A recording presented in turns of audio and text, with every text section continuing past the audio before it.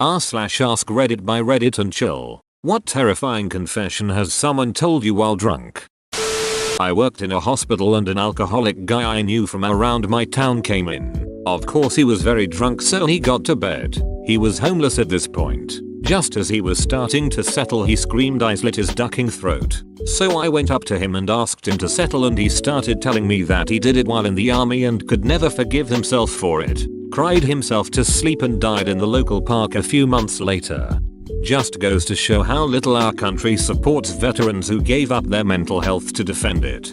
Yes, the thing that gets me is how homeless veterans is so common. How dare our country care so little about the people who fight for our country that they let them become homeless and go without proper therapy.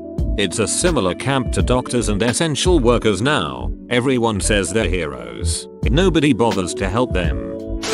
Once at a college party, this big guy got upset, picked up the table and threw it across the room, shouting my uncle molested me. Everyone was terrified, but we all felt really bad for the guy. Damn. Fingers crossed somebody that helped him into therapy. That statement will stop a party dead in its tracks. And honestly, for his sake, it's good that it did. Yeah, it was heartbreaking when he started to break down and cry after realizing what had just happened. Needless to say, the party was over. Next party. Dude, let's not invite Joe this time. But seriously, I hope that the moment was cathartic for him, and now that it was out there, that he was then able to talk about it and find closure and justice. If my ex was still in love with me, I wouldn't be married to you. Oh my god. I still think about it. I don't think I'll ever forget it. It keeps me up at night sometimes. Are you still married with them? I heard my mom tell her friend I was a mistake and the reason her and my dad divorced. That's why you don't eavesdrop. After my mom died, I was going through her email. We never had a good relationship. Pretty much ever. Anyways, I went in her Gmail and just did a search for my name.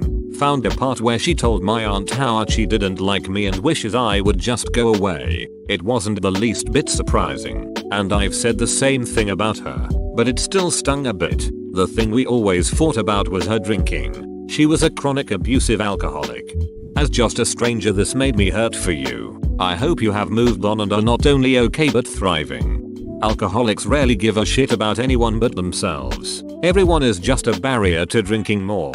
It's a horrible place to be and a worse place to witness. Sadly, I know whereof I speak. Hope you're doing okay.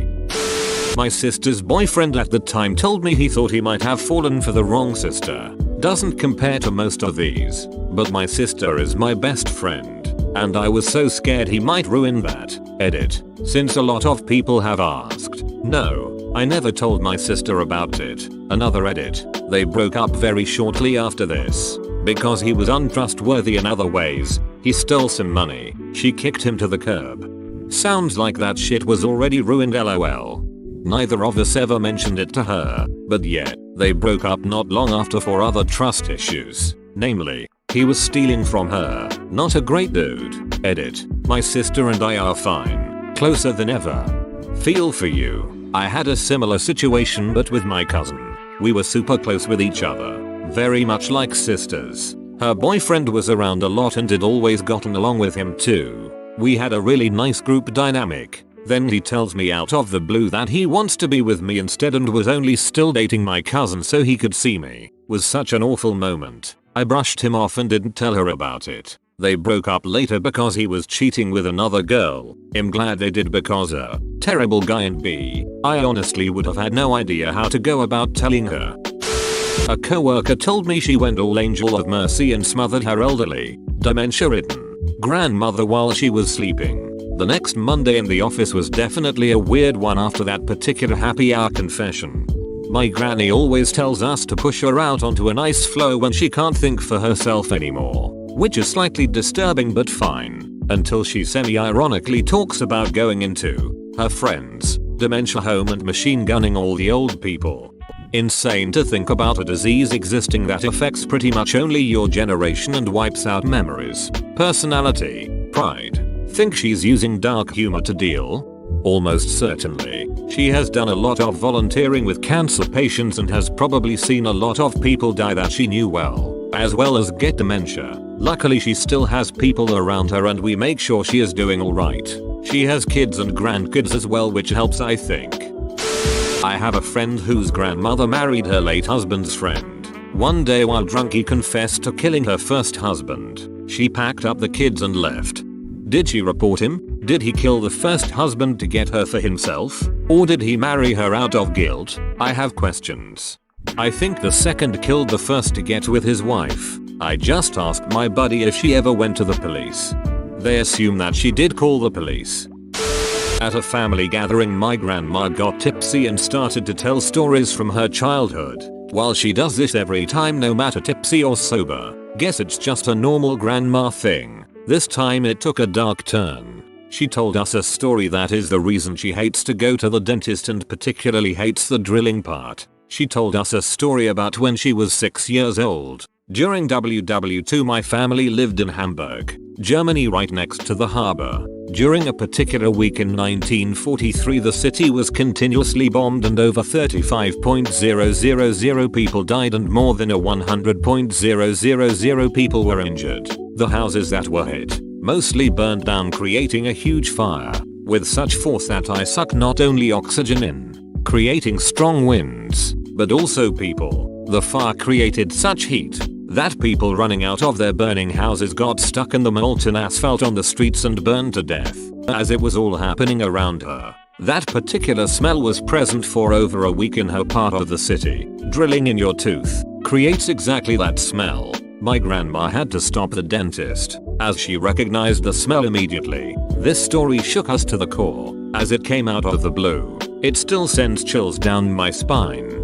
For anybody who wants to read more about it, Operation Gomorrah, edit, r/World War II stories if anyone wants to share their grandparents' story.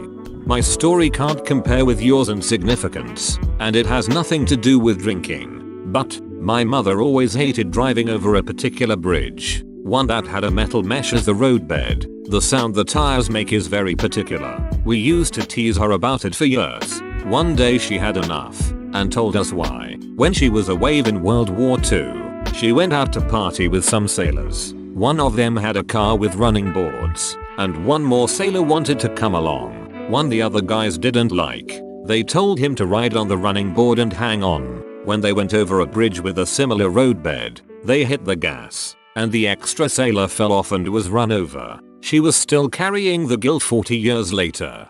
I'm sorry that she had to live with that. Telling someone probably lifted a lot of weight off her chest. Accomplice guilt is a horrible thing. I may have made up that word, but you get the drift. Oof, that's a terrible thing to happen. I mentioned that smell to my dentist and said I can smell burning matches and he said it's sulfur. Can't imagine having it tied to a memory like that. Night before his wedding day. I'm still in love with C, but I'm still gonna marry F tomorrow because it's too late now. Let's wait until we have children and a house to duck up F's life. F up F's life. Won't do any good changing the letters cause we all know you're talking about Rachel and Emily. Edit. Wow, I had a brain fart. After a work party, the wife of a colleague and me ended up being the last two people standing. We were both fairly drunk when she started telling me about how she was raped by a priest when she was a kid. The church covered it all up and the bastard never faced any charges. Most awkward co-worker encounter ever later. Hey Sam, so did you run into that traffic on 94? The priest was 94 years old, emotional breakdown. And his name was Father Traffic. Went on a work do and my co-worker, a major stone-faced bland woman, got pretty drunk, ended up telling me she discovered her dad's body when he hung himself. Needless to say, I realized why she was the way she was after that. I am that woman now. I used to be a super cute young vibrant lady, but now I am 32 and fat and dumpy. I don't take care of myself much. I held my dad as he died and then screamed and cried for what felt like hours. I feel like I am still screaming and haven't woken up yet. I want to die. Had a buddy tell me his friend drunkenly confessed to him that he had killed his stepdad and made it look like a suicide. His stepdad had been abusive towards him and his mom for years and it finally broke when he made it look like his stepfather had hung himself in their garage. I don't know who the friend was. I was never given a name or much else of the story.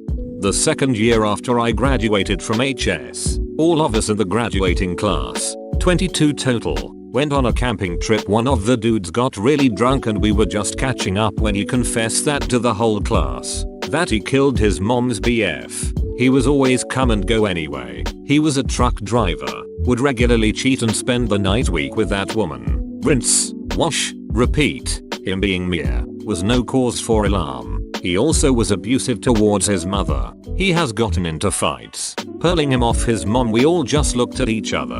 The dude who was sitting closest to him just patted him on the back and we passed him the joint. I don't think anyone has brought it up since. A friend of mine died from a drug overdose. After the funeral, a mutual friend of ours and I were getting drunk when he broke down crying. He asked me if I remembered the time when he and our dead friend told me about an accident that they'd witnessed where they saw a truck driver die. I told him I did. He then told me the most ducked up shit. He said that our friend ran up to the dying man and stole his wedding ring, and that the man couldn't do anything but look up, terrified, at our friend as he was being robbed. I knew they were bad into drugs, but I never thought they could do anything like that. I grew up with them. They were like my brothers. I don't really trust anyone completely anymore. No drugs or alcohol involved, but I have somewhat of a similar story. A few years ago, my mom witnessed an accident. A lady was texting, blew through a red light, and T-boned a truck with an elderly man driving. My mom jumped out of her car and held onto him while waiting for an ambulance. The girl who hit him, early 20s, was freaking out and called her mom. The mom showed up first and kept telling my mom, just tell the cops he ran the red light. No one will know. And he died. My mom heard his last words. Sounds. Really? That she repeated for weeks. My mom cried for days. She met the family, and it was the man and his wife's anniversary, or something like that. We obviously told the cops the truth, but we don't know any of the follow-up. His obituary is framed on our wall. I hate to think the last thing he heard was just tell the cops this was his fault. Whoa, that's heavy. I hope your mother is doing well. Of all the stories in this thread, this one bothered me more than the rest. My ex told me that he had been molested by his sister between the ages of 6-11. She was 9-14. His dad walked in once and didn't do anything. His own family knew that he was being sexually abused for years and did absolutely nothing to protect him. I'm afraid it's likely that the sister was being molested by the father. She was the mom's daughter from another marriage and her first husband had molested her. My ex's dad was the second husband and no, he didn't touch her. He just didn't care that she touched his son. What is he and the sister's relationship like now? Did it badly affect him mentally? I had a male friend tell me he had raped me once when I was passed out drunk. I'm a straight male and had been friends with this guy for 15 years and had been drunk with him a lot. Since then I have found out a lot of messed up stuff about him. I'm so sorry that happened to you. Growing up gay in a small town, I was the only gay person I knew for most of my life up until adulthood. I get sick with guilt when I read stories like yours because of how inappropriate and pushy I was with a straight friend when I was a teenager. But I never would have assaulted him like that or touched him period without his consent. It's just that he was kind of all I had. It's hard to accept no gracefully when you're young and lonely. Maybe I'm just rationalizing what a dong I was. I'm sorry. I feel like I'm making what happened to you about me somehow. I hope you're okay. Life is just so goddamn ducked up sometimes. Thank you. I'm doing great and I've dealt with it. I have no bad feelings toward anyone and I've learned to understand people and why they do what they do. I have never let this affect my love and support for the LGBT community. When I was younger, one of my mates used to always look at me funny, and the ducker was only 3 years older than me, but for some reason he would wink at me and blow kisses at me and flick his tongue at me and always gave me a real weird feeling. I was only 16 at the time and it used to make me so ducking angry. I told my buddy about it and he said, now you must be imagining it. Then years later I heard the guy who used to do this to me had went to a house party and said to the host, don't duck me about or I will rape your wife and your bear. Needless to say, the host went, grabbed a knife and carved the guy's face up. You never know with some people, you can suspect, but you never know. The guy that used to make the faces I believe was trying it on with me even though I'm straight. One of my best friends since middle school opened up to me the day we had our last day of high school. We had been partying all day, got off at 10 AM, but most people left at around 3 PM to go get ready for the seniors dinner and after party and whatnot. My friend stayed behind with our class president. I told him I'd pick him up for the dinner and left. When I got back, both were falling down drunk and in tears. A few years earlier, our class priest had lost his father. I take my buddy back to his house so he can get change for the dinner, and on the way he tells me what happened. They had kept drinking when everyone left and eventually got to the topic of their dads. I had never met my friend's dad. He died and that was all I knew. I never knew how he died. It turns out my buddy's dad was a lawyer or something in the country he's from and was being extorted by a gang. When money started to run out, my buddy's dad sent the family to another country and told them he'd meet them there, that he had to finish some things up. A few weeks after moving they learned that he had been murdered by the gang. It completely ducked my friend up. We always used to drink heavily and whatever since we were in high school. For me it was just drinking. For my buddy it was numbing the pain. It was ducking shocking when he told me this, and really made me understand him a lot more. Why he acted how he acted. I had someone tell me that he molested his daughter when she was an infant because he was angry and thought that his girlfriend had cheated on him and that she wasn't his biological daughter. He went on to say DNA testing was done and it was determined that she was actually his daughter and that he felt very guilty about the whole thing. His daughter was 7-8 at the time he told me this. I literally spent a night tossing and turning thinking about it and finally decided I had to report him. So he felt guilty only when he learned that she was his daughter? He's a regular rapist, not an incestual rapist. That's a really odd reason to molest someone, let alone a child. He probably told himself that's why he did it, to make himself feel better or something. People are sick. I'm glad you reported it. Haha, I put a Derol in your beer. We're gonna party till the sun comes up, bro. Spiking people's drinks is so scummy. Is there any more to this story? At one point he whipped out a knife and put a hole in the surprisingly thin bathroom wall of the dive bar. Shithead carved his name above it. I had a massive mood swing and got in a really nasty parking lot fight. I woke up with dried blood on my knuckles, heart beating out of my chest, and paralyzing anxiety. The guy was like the Kenny Barney of our friend group, always spastic and obnoxious, and taking things past the point of being entertaining. No one ever wanted to hang out with him one-on-one. I thought I was being a good guy by giving him a shot. This effectively got him ostracized from our friend group. More like the Bill Cosby of the group.